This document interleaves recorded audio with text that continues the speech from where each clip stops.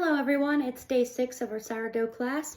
Today we're going to be feeding our starters again with the same ratios that we've been feeding them, but we're also going to be talking about some things that you may or may not be experiencing at this stage in the process in terms of visuals, smells, activity, or the lack thereof. So let's start out today with our dead flour or all-purpose bread flour. This one is Pillsbury's bread flour, okay? I do want you to notice that not dramatically, but we did get a little bit of that false rise. This may actually pop up tomorrow with a huge false rise after tonight's feeding.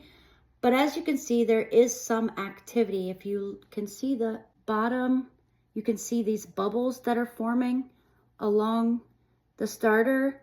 That is telling you that there is absolutely some activity going on in your starter, even if you're not getting that dramatic first rise, okay? And then with this one, I don't know if you can, you can kind of see back here along the edge, it raised a little higher than what it's showing me right now. You can see that by, let's see if I can get a better view. You see back here where the markings on the glass are higher than what the actual starter is. That means during the night, this went up and then it started dropping. When you have an established starter, that's called past peak, okay? It's hit its maximum rise and then it starts to drop. With fresh milled flour in its stabilized form, it's gonna do that and stay a lot longer than this one. In other words, it's gonna have just like it's gonna have a less dramatic rise, it's gonna have a less dramatic fall as well. The great thing about that is this one gives you a slightly longer usage window when it does it. Now, it does not mean that it's not gonna sit there and become acidic the longer you wait. It just means that you probably have a couple more hour window with this one than you do with this one when you want to use them at peak, okay? So another thing that we're going to be looking at is making sure that we have no yellow, orange, pink colors, no black, green, those type of things on the top of our starters. I know that the light is hard in here. Let me see if I can turn this one on. Hang on. Okay, there we go. So the lighting makes this one look a little darker than it really is in real life. But you can see there's no fuzzies in there. There's no discoloring. To me, it's actually the same white that it should be. So that's a good thing. It's healthy. We're smelling it. This one is, like I said yesterday, starting to gain its yeasty, sweet, yummy smell. So that means this is perfectly healthy and doing exactly what it's supposed to do, okay? This one, same thing. Now, because this one is a little thicker, I can turn it to you a little more. Those are bubbles that you see on the top. And if you see, this one has quite a bit of bubbling throughout it. Remember yesterday I said this one's going to definitely tell you which ones were yours and which ones were gas bubbles? These are all gas bubbles. This is a beautiful thing, okay? And then as we turn it, you can see the webbing that is starting. This one is already starting to mature. I wouldn't say mature in the sense of having the strength to hold up a loaf, but it is definitely becoming more yeast and lactic acid than that bad bacteria, okay? So while it's not quite ready to use, it is absolutely where it should be, okay? Now, if you did not get a rise out of this, like you've seen this one, that's perfectly normal. This one's just deciding to be a little show off for class, I guess. And if you did get that really big false rise with this one, that is perfectly normal also. That is the good bacteria moving in and the bad bacteria is moving out, okay? So please do not compare yours to mine or to anyone else's. Flour is going to be flour and it's going to do it on its own terms, especially this one, okay? Because these are live flour bits. In other words, when I make this, not only am I trying to feed yeast and lactic acid in here, it's got its own live enzymes inside of it that are feeding and moving and doing everything that this flour wants to do, and it's going to do it on its own time, okay? This one's a little bit more predictable in the fact that this one's going to, between day 3 and day 7, it's going to do that really big rise, or even that small one like I showed you this did.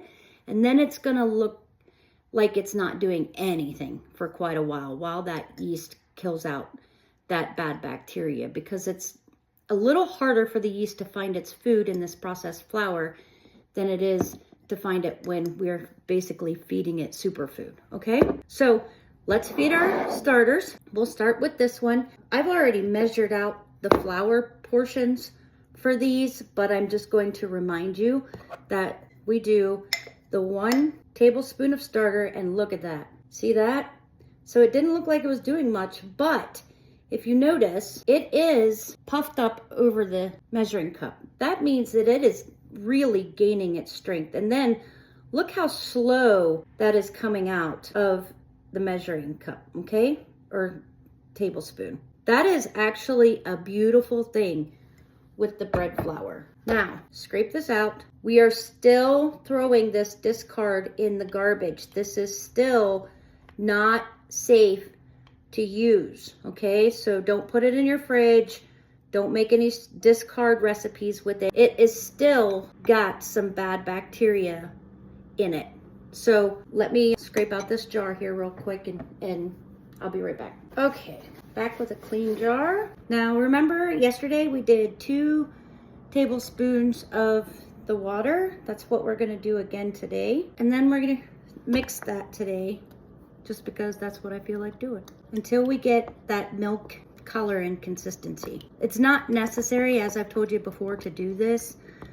I just, whatever I'm feeling like that day, that's exactly what I do. So if I want to mix the starter into the water prior to adding the flour, that's what I do. If I want to just throw it all in the bowl and mix it, that's what I do. It doesn't make a difference either way. And then of course our 1/4 cup of bread flour, mix that. Another way that you can tell that your starter was doing anything prior to feeding it, when you go to check on it the next day, is if you remember when I pulled it out, it was kind of like a liquidy pancake. Here's this one. Remember, it starts out like this, and then you saw how kind of runny that one was. That's another indication that your yeast and bacteria are eating through that food, because now all they're leaving is gas, and the water, which is all water is in a starter, is like its little road to get to its food. So we're gonna drop this down into the bottom of our jar. Remember, we're gonna flatten it out so that we can mark our jar at where it starts if it does decide to rise, okay? So that's about what it is. A little tacky, so it's sticking to my, which is perfectly fine. And then my marker. Mark the jar at the top, put your lid on, and let it rest. Okay, so let's move on to our fresh milled. This one, remember that we're weighing with our scale, and we're doing the 25 grams starter, 25 grams water, 25 grams flour. Here is this one, still on the thick side, but still runny. You know what I did? I didn't turn my scale on. See? Even the best of us have those issues. So let me clean out this bowl and turn the scale on. There we go. I can't very well weigh everything if I don't have it on. Okay. 25 grams of water and 25 grams of flour. Okay. Mix this up. Remember I said it didn't matter if you mix the starter into the liquid before putting in the flour. Notice this one I didn't.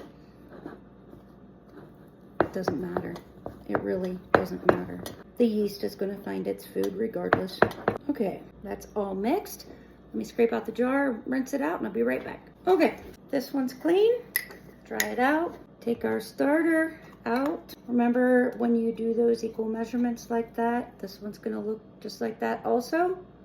Okay, drop it down in the bottom of your jar. Flatten it out so that you can also see where it starts. Mark your jar at the top of your starter. Jar's still a little wet.